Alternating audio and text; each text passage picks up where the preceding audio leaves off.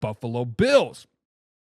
The Buffalo Bills came into the 2025 draft with clear priorities. And they did not waste time addressing him. Let's break down their draft class and what kind of impact these players could have year one and beyond. Now, at pick 30, the Buffalo Bills selected Maxwell Harrison, the corner out of Kentucky. The pick, I love it. Not because I'm a Kentucky fan, because Harrison is fast, he is physical, and he is not afraid to mix it up in man coverage. He gives the Buffalo Bills an immediate rotational piece with starting potential. The secondary has needed fresh legs, and Harrison and Harrington's fits that mold. He is smart. He's a clean first pick, and I love it. And then moving on to day 2, at round number 2, they made a move up the board to grab TJ Sanders, the defensive tackle from South Carolina, making those Gamecocks proud. There's an upside here, no doubt about it. TJ Sanders flashes as an interior disruptor, but the consistency just isn't there yet. He is a diamond in the rough, per se. The Bills clearly believe in his long-term project. They better, because they gave up capital to get him. Moving on to round 3, they may have landed a sneaky steal. Landon Jackson, the edge rusher out of Arkansas. He has size and skill set that fits the Buffalo Bills scheme perfectly. He's not going to start right away. Do not get that twisted, but he gives them a solid development piece with the rotational value, good depth, and a lot of good upside in Landon Jackson. And then moving on to day 3, this is where things get a lot of interesting.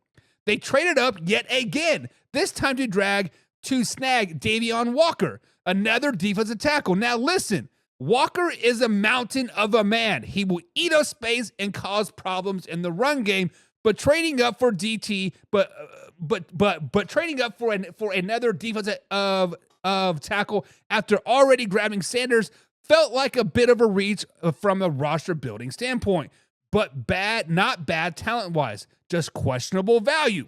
Later on, they did circle back to the secondary, adding Jordan Hancock from the Ohio State and Dorian Strong out of Virginia Tech. Hancock has some versatility, and he can play inside or outside, and Strong is tall, experienced, and fits in as a perfect depth piece for the Buffalo Bills and will be a special teams player. Both are solid late adds, but they're not done yet. Then they got 2 more picks that could end up being sneaky, productive picks. Jackson Hollins, a tight end out of Georgia Tech, that gives the Buffalo a second tight end option in the 12 personnel. He's not going to threaten Dalton Kincaid, but he will make this offense a little bit more flexible. And then in round 7, Caden Prater, wide receiver out of Maryland, not a burner, but he made some plays downfield and could earn a roster spot as a developmental wide receiver. But how did they do in the draft? How did the grades pan out? Day 1, I give them an A-. That cornerback filled a real need with a great value. I love that pick. Matter of fact, an A- is not pathetic. Give the people an A+. Give them 10 Miss Davises here. They get an A+ on day 1. Day 2, a little bit of potential there, right? I'm giving them a B. They got the potential in Sanders and Jackson, but the trade up for Sanders puts a little pressure on his development. This could easily turn into an A couple years down the road, or it could easily turn into a C, if not a D, if Sanders does not develop properly. And then day 3, I got to give them a B as well. A little bit of mix with depth pieces and long-term and with long-term projects. Nothing flashy, but definitely functional day 3 draft grades. An overall grade, I got to give them a B. This was a draft about toughness, depth, and reinforcements on defense, especially up front.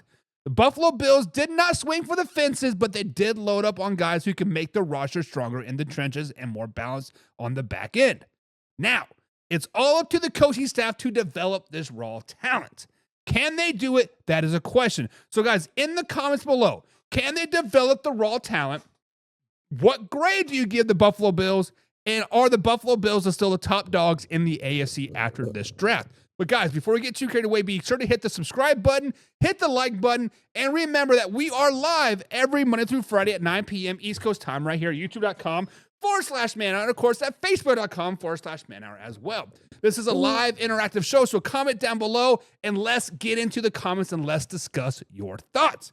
Now, normally, I would bring my man Hoffy on the screen. Up there is talking about Jesus and stuff, because Hoffy is the man, the myth, the legend. He would say, you know what, Buck? Oh, man, River says the Buffalo Bills get a B- just because he wants to be different than you. And I'd be like, oh, man, River, you're silly, but since you're a pigskin pundit, get you some. I will let it slide. But guys, if you are a pigskin pundit, you know we are going through a little bit of a transition right here at Man Hour NFL Talk. So this is a pre-recorded show, but we're still live, raw, uncut, because I don't edit anything out, baby.